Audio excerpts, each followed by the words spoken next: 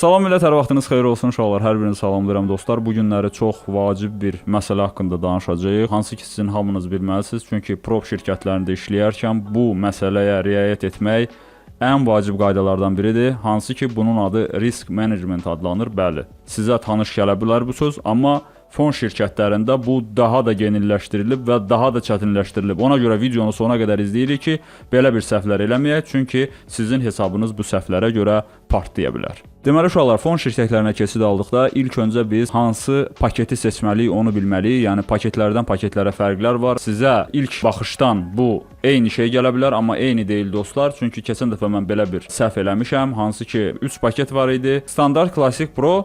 Bunların arasında yüngül bir fərq var idi, qiymət fərqi. Mən Pro-nu aldım, nədir biraz ucuzdu, amma sonradan girib onun şərtlərinə baxanda gördüm ki, bu şərtləri keçmək üçün gərək sən Fibonacci olasan və necə deyirlər, çox dəqiq hesablamalar aparasan ki, hansı ki belə bir bazarda bu demək olar ki, yüngülvari qeyri-mümkündür, amma mümkündür yəni. Tam da qeyri-mümkündür demirəm, çalışacağam. Əgər bir şeylər ortaya çıxarda bilsəm, göstərəcəm sizə uşaqlar. Çünki belə bir səhvi özüm eləmişəm və öz səhvlərim üzərində sizə mən bu bilgiləri verirəm. Birincisi uşaqlar, məsəl üçün siz keçid alırsınız prop hesaba, hansı prop şirkətlərlə işləmək istəyirsinizsə seçirsiniz hansısa birini. Gestoşda mən aşağıda da saxlamışam özüm işlədiyim prop şirkətləri. Dostlar, keçid alırsınız, sizə orada müəyyən paketlər verilir. Məsəl üçün, bir stepə keçə bilərsiniz, 2 stepə keçə bilərsiniz, 3 stepə keçə bilərsiniz və yaxud da ki stepsiz keçə bilərsiniz. Yəni bu baxır şirkətə, sizə təqdim elədiyi paketə hamısı dəyişir. Yəni bunları tək-tək soruşmayın, hər şirkətdə özünündür. Həqiqətən də heç bir şirkət bir-birinə oxşamır. Hamısında ayrı-ayrıdır. Yəni niyə görə belə eləyirlər? Bu marketinq üsuludur millət. Və bu sizi tələyə salma üsuludur. Yəni bunları mən açıq-aydın deyirəm, çünki prop şirkətləri sizi konkret olaraq tələyə salır. Bu tələlərə düşmüş biri olaraq deyə bilərəm ki, bunları mən əvvəlcədən deyən olsaydı, mən belə bir tələlərə düşməzdim. Mən bu dəqiqə bunu sizə deyirəm və siz bunları bilməlisiniz. Baxın, orada siz məsəl üçün seçirsiniz bir etaplı challenge. Bir etaplı challenge-da necə idi bizdə orada vəziyyət? Daily loss 4%, ümumi 7%. Fikir verin. Adi, məsəl üçün, standart hesablarda bu, 2 stepli hesablarda, məsəl üçün, daily loss, bir günlük itki, yəni daily loss, bir günlük itki deməkdir dostum. 5% və ümumi itki 10%dirsə, burada daily loss sizdə 4%, ümumi itki 7%. Hələ bu ilə də qutarmır. Orada bəzi yenə də şərtlər olur. Consistent score, yəni siz məsəl üçün bu nə deməkdir? Bir həftədən sonra siz gəlir çıxardacaqsınız və sizin gündəlik gəliriniz deyək ki, misal üçün deyirəm, $200 çox olmamalıdır. Əgər hansısa bir gün sizin gəliriniz $200 çox olsa, onu hesablamayacaqlar, siz challenge-ı təzədən keçəcəksiniz. Və uşaqlar, bunu bilmək lazımdır, çünki burada siz məsəl üçün $200 əgər sizə deyirsə, siz orada bircə 50 sent belə siz artıq eləsəz, deyəcək ki, biz sənə demişdik ki, $200 yuxarı eləmək olmaz. Yəni deyə bilməyəcəksən, qardaşımsan, nə bilim, dostumsan, belə şey keçmir burada yəni. Burada çox jostki zakonlar var. 1 sentə görə sizi yəni hesabınızı uğursuz hesab eləyə bilərlər və yenidən keçməli olacaqsınız. O boyda çəkdiyiniz əziyyət gedəcək çöpə. Bu challenge ərəfəsində olmur. Yəni belə bir qaydaları da var. Hansı ki bu da, yəni challenge ərəfəsində onlara sərf eləyir. Sizə maksimum risk eləməyə imkan versinlər. Çünki sizin itirməyiniz onlara sərf eləyir. Çünki forex brokerlər kimi məsəl üçün burada komissiyadan deyil, burada əsas gəlir sizin itkinizdən olur və burada 95% trader itirir. Mən bunu hər dəfə demişəm və bu 95% traderin içindən 5% hansı ki challenge-ı keçirlər və challenge-ı keçənlərin içindən 5% isə buradan pul çıxardır. Yəni söhbət görürsüz haralara gedir, çıxır. Yəni bunların içində olmaq üçün sizin bilginiz olmalıdır və siz əgər challenge-ı keçə bilirsinizsə, siz uğurlu trader özünüzü hesab eləyə bilərsiniz. Bunlara fikir vermək lazımdır. Sonra ikinci 2 tərəfli step var. Məsəl üçün 2 dəfəyə keçmək. Bir dəfəyə keçmək necə olur dostlar? Bayaqki dediyim kimi 4%, 7% misal üçün və siz ilk etabı keçdikdən sonra məsəl üçün 10% da orada gəlir. Fikir ver, itkiniz 7%dir, gəlir 10% eləməlisən. $100.000 sənin hesabın varsa, sən $10.000 qazanmalısan ki, challenge-ı keçəsən və real hesab əldə eləyəsən. Əsas məsələ də, əsas oyun da real hesabı əldə eləyəndən sonra başlayır. Yəni uşaqlar, ona görə seçəndə ən məsləhətlisi fon hesablarında işləyirsinizsə 2 etaplı challenge seçirsiniz və birinci etapı məsəl üçün 10.000 dollarla keçirsiniz, ikinci etapı keçirsiniz 5.000 dollarla və üçüncü etapda artıq sizə real hesab verilir, hansı ki siz o gəliri çəkə bilərsiniz.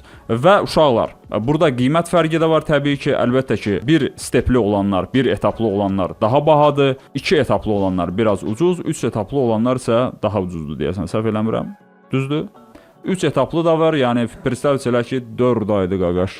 Hə, elə şirkətlər var ki, həqiqətən də bir etaplı ucuzdur. Mən o şirkətə bir baş vurmaq istəyirəm, görüm orada vəziyyət necədir. Prosta orada da yenə consented score var, yenə də orada tələlər var, Yəni uşaqlar, bizim başımıza gəlib deyə konkret, yəni bunlarla bu bildiyin üstünə düşüləsi bir şeydir. Ay, mən hesab aldım, o saat girdim trade elə. Yo, qəti şəkildə. Əgər sən xəbərlərdə niday box trade eləsən, səni getdin. Şirkətlərin çoxu challenge ərəfəsində xəbərlərdə sizə trade eləməyə icazə verir. Nəyə görə? Çünki siz xəbərlərdə böyük risk alırsınız və çox güman ki, hesabınızı itirəcəksiniz. Ona görə də onlar sizə buna imkan verirlər.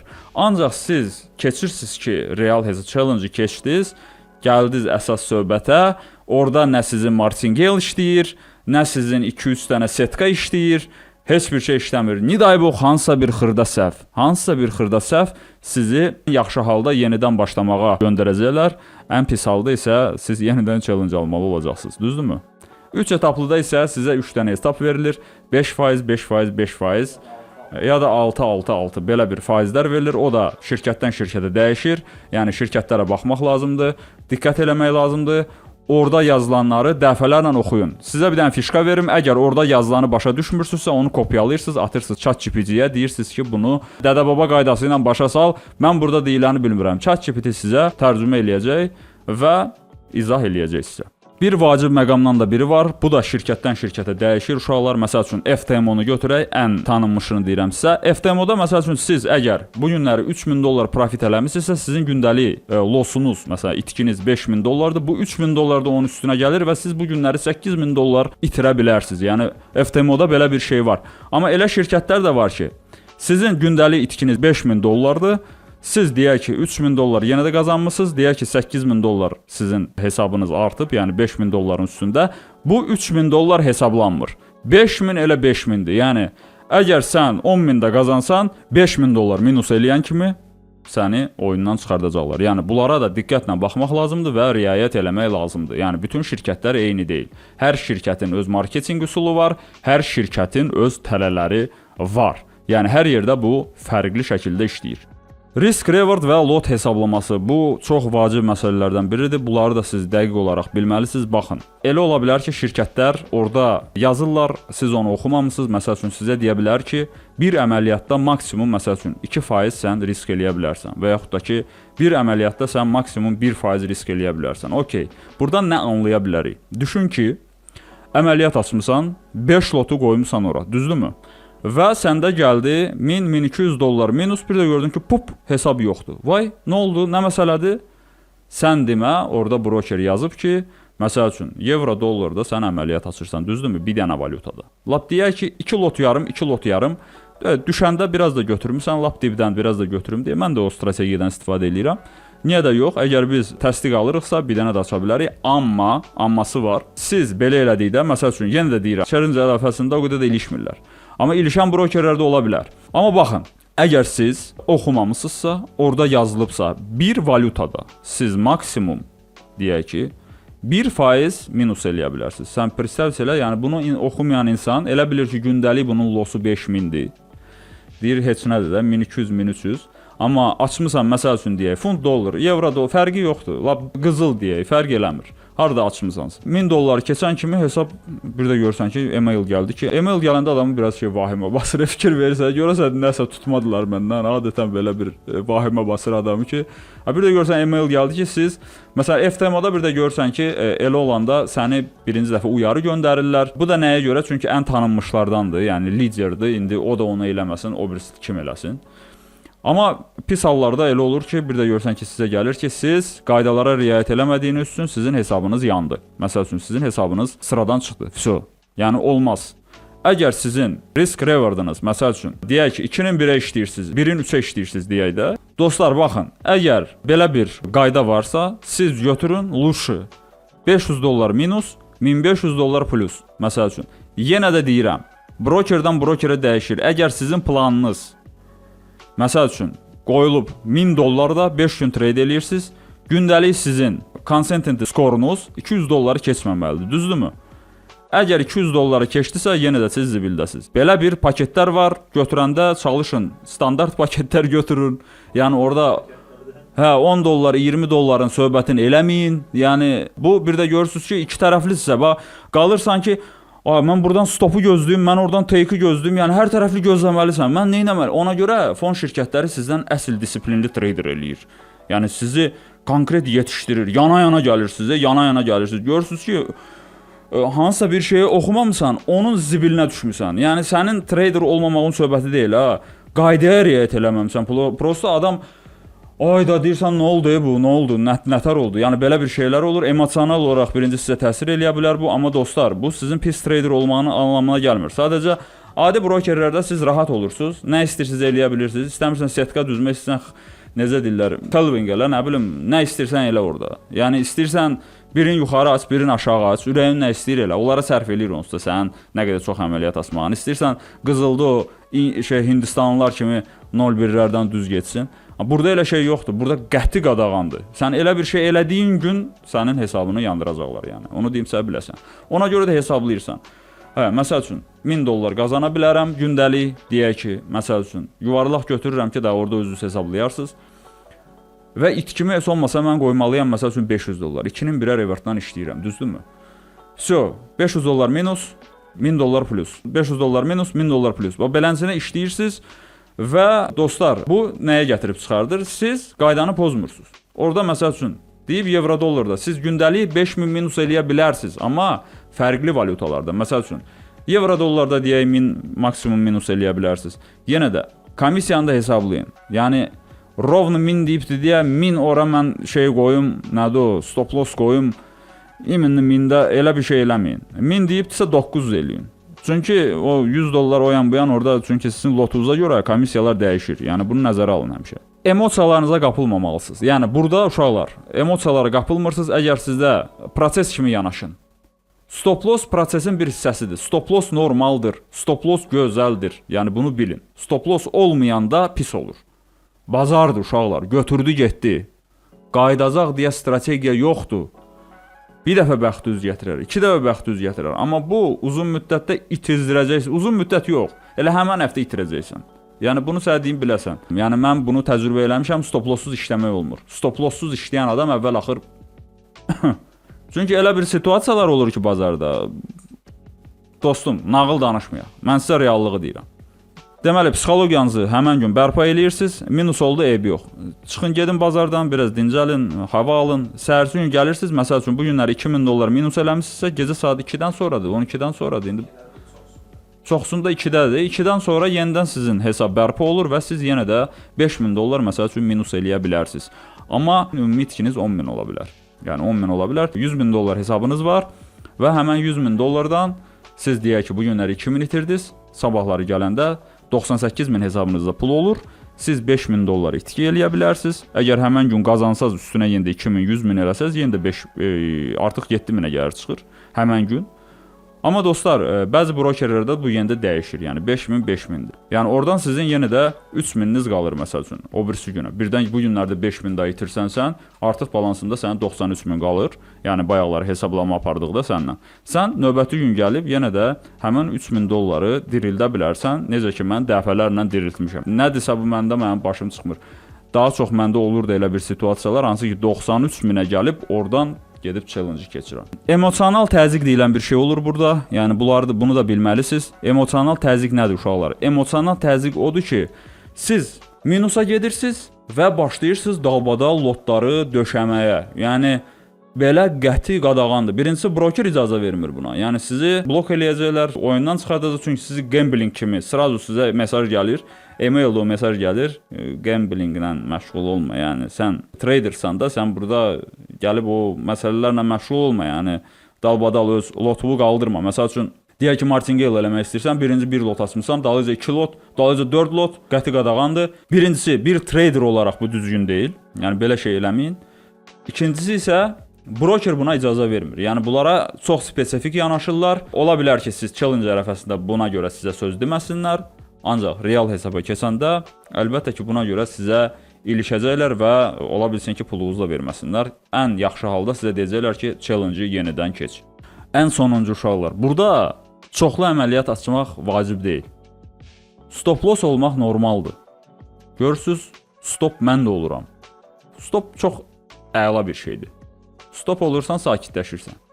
Amma stop olmayanda sakitləşə bilmirsən. Həftəlik özünüzə limitlər qoyun. Yəni mən nə qədər eləyəcəm, dəftər götürün, yazın. Yəni mən hansı ilə işləyəcəm, neçə dənə çoxlu əməliyyat açmağa ehtiyac yoxdur. Çünki onu idarə etmək də çətin olur.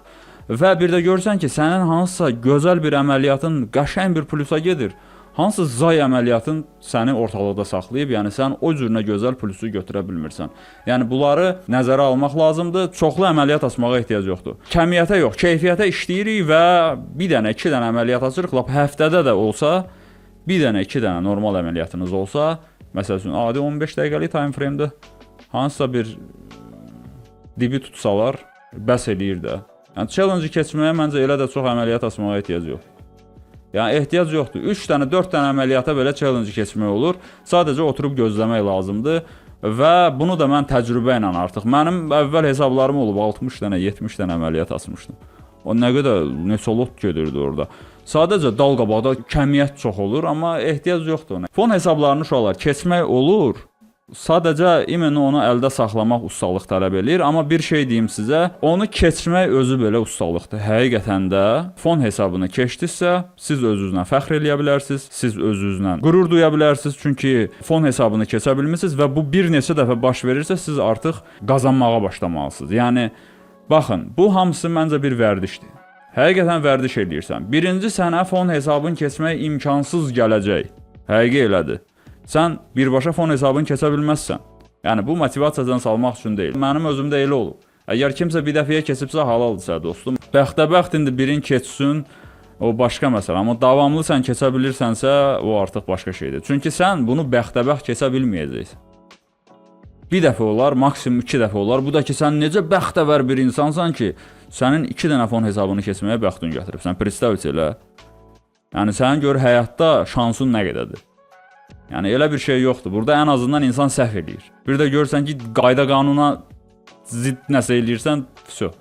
Lot hesablamaların MetaTrader 5-də çox gözəl eləmək olur. Əməliyyatı açmamışdan öncə order bölməsinə basın. Basırsınız order bölməsinə, çıxır. Baxırsınız, stop burada, take burada. Stop məsəl üçün 500 qoymaq istəyirsiniz, düzdürmü? Görürsünüz ki, orada 700 yazır. Aha, lotu biraz dəyişirsiniz, aşağı salırsınız. 5 lot açmıram, açıram 4.2 məsəl üçün. İmенно orada 500 olsun, aydın olur sənə. Çıxmırsan strategiyadan. Belə olduqda riyaziyyatdır. Riyaziyyatı da hamınız bilirsiniz. Yəni siz riyaziyyatla gedəndə necə itirə bilərsiniz? Əvvəl-axır gedib çıxırsınız. Olur da məndə 2 həftə aç stop. O qrafik düşür. Axırda bir dənə əməliyyatla hamısı plusa gedir. Stop olmaq normaldır uşaqlar. Stop trader stop olar da. Yəni stop olmaq burada faciə eləməyin stop olmaq özünüzə. Deməli dostlar, videonu bura qədər izlədiyiniz üçün çox sağ olun. Əlbəttə ki, bizi sosial şəbəkələrdə izləmək lazımdır. Yəni bu bizim YouTube kanalımızdır. Bizim aşağıda Telegram kanalımız da var, Instagram kanalımız da var, TikTokumuz da var. Bizim community-də olmaq istəyənlərsə, əlbəttə ki, bizə Instagramda yaza bilərlər və məlumat ala bilərlər. Community nədir uşaqlar? Birlikdə mənlə trade eləmək üçün biz gələcəkdə belə bir qrup yaratmaq istəyirik, hansı ki, pulsuz, parasız uşaqlar, heç bir ödəniş olmadan, ehtiyacım yoxdur mən sizin ödənişə.